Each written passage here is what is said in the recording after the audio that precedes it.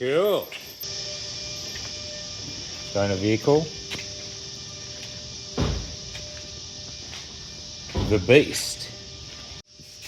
So you got the whole battery, holus bolus. Holus bolus, everything in. Made of fiberglass. Taking the penthouse off.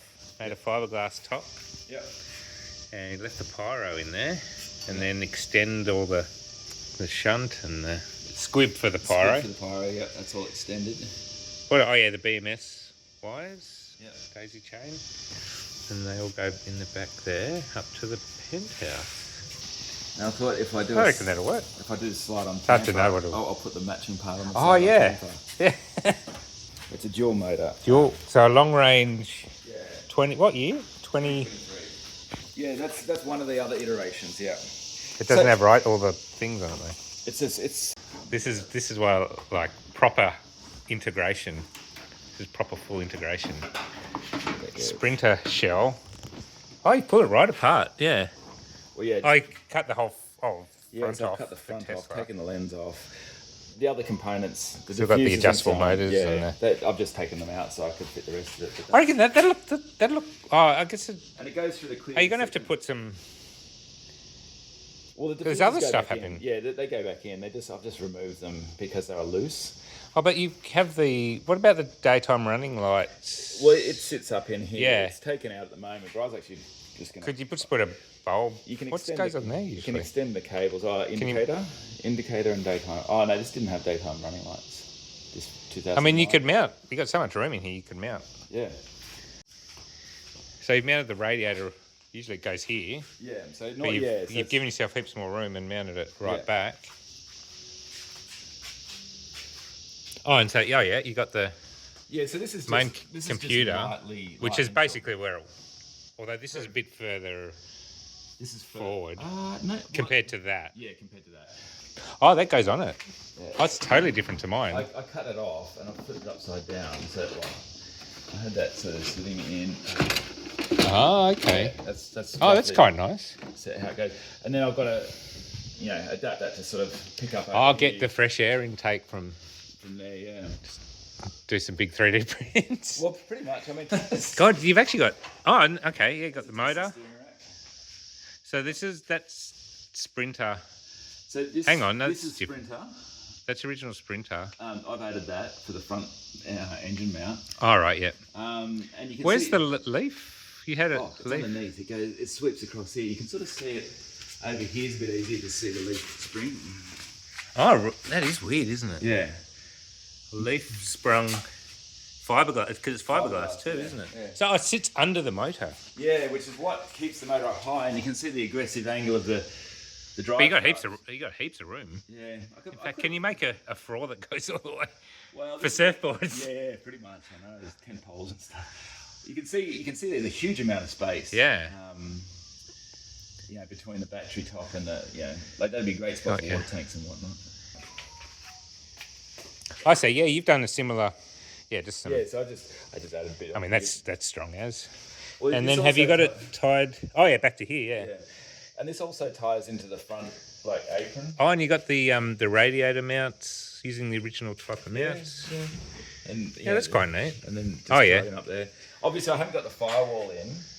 It used to have a bell housing kind of relief in there, so it was a bellow that went inside. Have you sort of cut it out a bit as well? So cut it all the way around there, and you can sort of see the lower floor area. So you can a fairly large bulge to cover the gearbox. So yeah, that's pretty cool. There we go. That's it.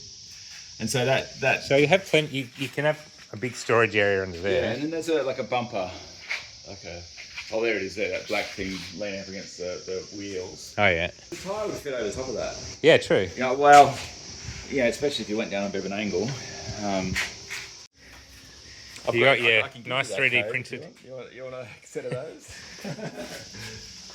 Cool. Oh, you got the screen in? That looks great there, actually. You set the phone charger? Oh, yeah. Nice. That may, I'll end up cutting. Oh, you started... Yeah, so that's all. Putting these are actually attached. Hang on, that's different to what I had. And that's the one for the radio, the one that's hanging. Oh yeah. It should be sitting up the top there. I just literally put that in wherever it ended up. Put a nutset in, and you got all the. And you got your camera module. Yeah, so I 3D printed these little stands. Little extensions, and it rotates around. So that'll go up in there, and that's the right angle for me. Yeah. The rain sensor will be behind these dots, so I don't know if that's still going to work. If I need to wash them off. No, I think you do need to. Yeah, you will need to just clean the bit in front of the. Yeah. So you got 2 rain sensors, but I think I'm assuming only one's implemented on. So if you look at our Tesla, there's only one's exposed, depending on if it's left hand or right hand drive. Yeah, okay. Oh yeah, computer so there. Just sitting there. I haven't quite finalised that, but it's more. So where is? So this guy. Yeah. You can sort of even mount. Well, I actually have to put almost mount them on the ECU for the Sprinter. Actually needs to go back into this. Right, you're saying it goes there, but what I've managed to do. It's actually a quick release, so you just hold that up. Oh, right. And that goes in there like that. Oh, actually, no, it's the other way around, sorry. Yeah. But it sits in there. Yeah, that's all right. Yeah. And you can get all the plugs and wiring. Yeah, it does fit a bit better. You don't need to get at the bottom, do you? No. Yeah, that's all right. And then this one sits up vertically in there, so it's nice and out of the way. Huh? Oh, this is the Sprinter. This is the Sprinter. I was going, I don't recognise that. Jesus. Jesus. Giveaway. So you're going to run, do you need this, really? Well, because there are some Sprinter stuff you're going to be... Yeah, because I'm retaining the ABS, the airbag system, I think that's about it. Yeah. Some of this stuff, I tried to unravel the harness, but there's so much of this that's interrelated with the... Have you got a wiring diagram? Like, can you remove... I couldn't find a wiring for this model. The penthouse? So yeah, the penthouse is in. So there's the extension components coming up through there, like the squibs for the battery box. Everything else comes up underneath. Just under, through just a grommet you've made. Yeah, and you can see that's the high voltage from the battery coming around there, and there's another one. Right. So they just go back. Coming in. So it comes up in underneath this through what would have been the central peg posts. Oh, because you don't have the batteries in there. Yeah, of course, yeah. And so that comes up and around. So you're using the original battery post, but just putting cable through it. Correct. Yeah. I mean, you can't see it because it's. Yeah. I was standing over. I can stand up. Yeah, Jesus. That's crazy. Yeah. And that's the subwoofer harness, the big one down in the footwell down there. That's pretty important. Yeah, the subwoofer. Absolutely. Yeah, that's very important. Yeah. Man, is this going to be an awesome camper or what? Oh, yeah. Well, you'll have some sort of console. Yeah, I think what I'm going to do is you probably because is it a walk? It's a walkthrough, yeah. So you don't want to but you sort of want to utilise this area. What I thought I might do is build a bit of a body out here where you got some large cup holders. I'm going to put some nice sized cup holders up here. Oh yeah, cup holders are important. Yeah, and that's probably. I mean, I need to trunk this cold air for the back. Oh, to the back. For the kids and stuff like that. So you might want to put a I was actually. Can you use the original duct? Because you can take all the ducting out of the centre console of the Tesla, and duct it right down, and then just put a little. Well, I was thinking of actually making a false floor here because with these have got suspension seats in them, so it's actually almost. Oh, you actually almost. So you could. Well, it'd be great for storage, just a little floor with a lift-up lid or something. Speaking of storage. Oh, you got that. This is where the old battery used to be. Oh, right. Cool. It's just straight down there. So you could actually, I was thinking, I don't know what I'm going to put down there, but camping, you'd never have enough storage. Well, that's it. I mean, the other thing is that could be a good water tank. Or maybe that's a bad thing. Yeah, it could. Oh, water tank, because it's pretty central. It's nice and central. I need to get more weight up forward. The cameras. Oh yeah. These side cameras. I will actually end up probably cutting a hole like what you've done. Right here. Can you get at the? Oh yeah, you can get at the inside here. Basically, that's a nice little mount you want to keep, but you can literally just trim that out and just sit it and urethane it on. Yeah.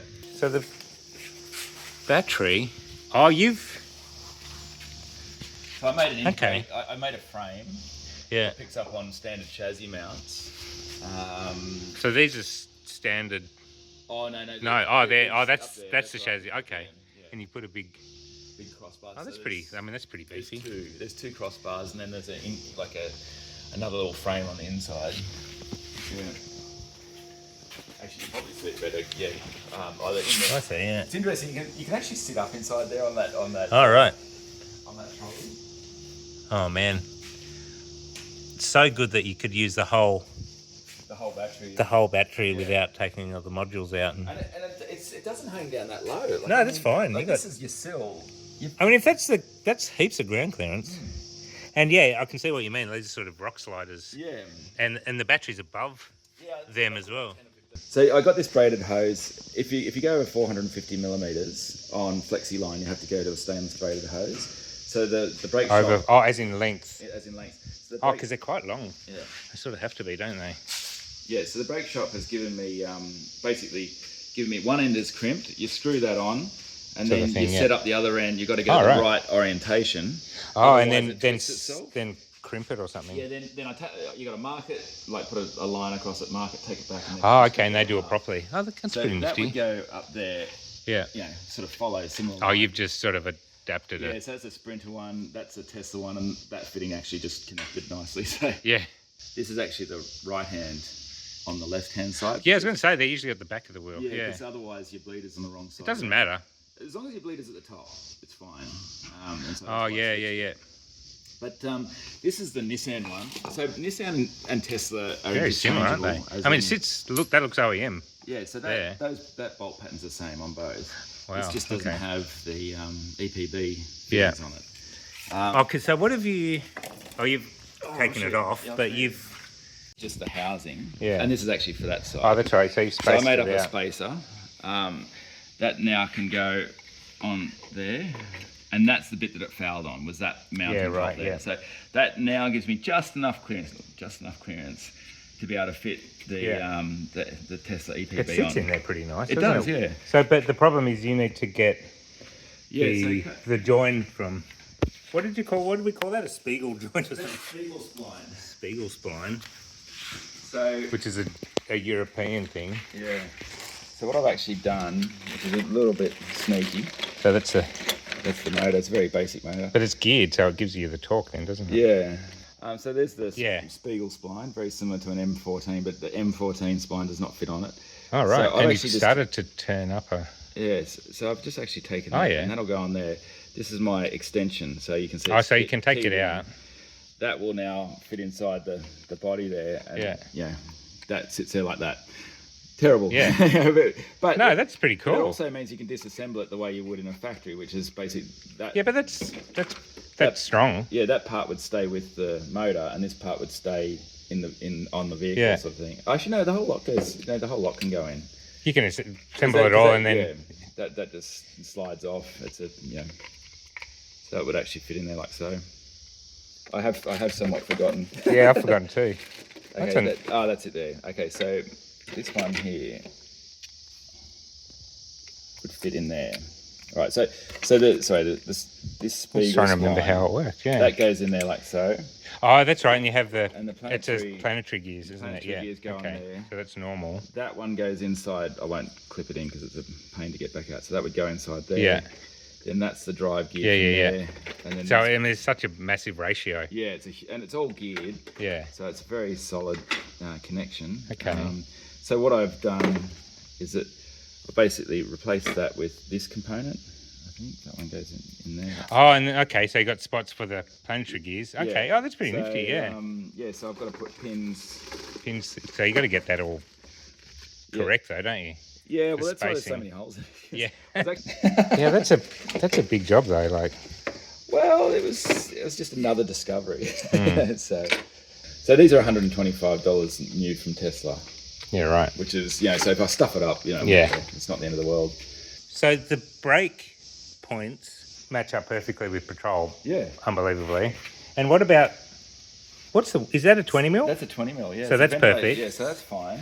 Same. It looks similar. Yeah. Oh, you're close. So this is a 335 diameter. I think Tesla's. It might be 320. I think they're 320. Yeah. And then you got Sprinter, which is 300 or 290. 290. So you got bigger brakes. So bigger brakes, which is good because you can bias them down. So that's smaller piston. This is Nissan. That's 48 or 47. Yeah, but as he was saying, like you've got more braking leverage the further out. Yeah. Yeah. But so it's, what is it? A bigger piston, which will either gives you. I think less. I think generally less. More travel for less movement. Okay, or is the other way around? The small piston will move further. Further for less travel, but it'll be harder to push. Yeah. Piston diameter. This is 45mm diameter piston. That's 48, and then the Sprinter was 52, like the original Sprinter off the regular. Yeah, it's sort of hard to know what. But again, your disc diameter is going up as well. But you can put a bias valve in and. I've still got what was mechanical handbrake as well, because it goes on the inside. Oh, it's one of those, yeah. Yeah, and that's the same on the Sprinter as it is on the Nissan.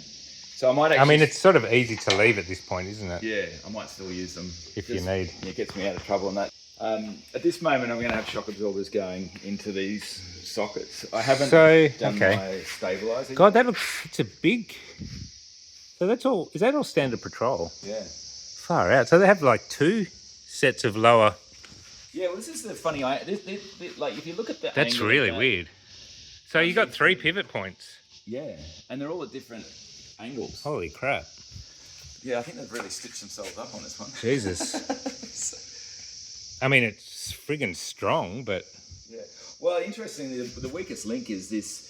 When they load them up, these things bend and can change your angles of, So yeah, right. The GVM upgrade is basically this in a high-strength steel or a billet. When I let this down, so if I take the load of the rear end, it's about 900 kilos on the rear axle. Yeah. And that would raise this about 150 millimeters. Yeah. And then the toe is correct. Yeah. It's matched. And that actually brings that quite close to bump stop. So it doesn't have a whole lot of upward travel. It's mainly got downward travel. That's the interface between the Sprinter and the Nissan. Yeah. So that the Nissan bolts to this and this bolts to this. Yeah, right. Okay. Yeah. Hole.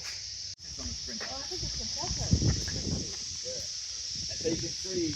Yeah. To make it a little bit more aerodynamic. You're trying to make it take off there, aren't you? Yeah, that's trying to catch as much wind as possible. Yeah, but this is a queen bed. I mean, pretty awesome, like, amount of room. Did you make it, did you? Yeah, right. The problem is I left my run too late, so I couldn't buy the panels. So I made all the panels. Theme is shitloads of room. Pull out sink. Yeah, so this... On this fridge slide. The fridge slide comes out and drops down. It's a long fridge. It's a big... 85 litres. Yeah, wow.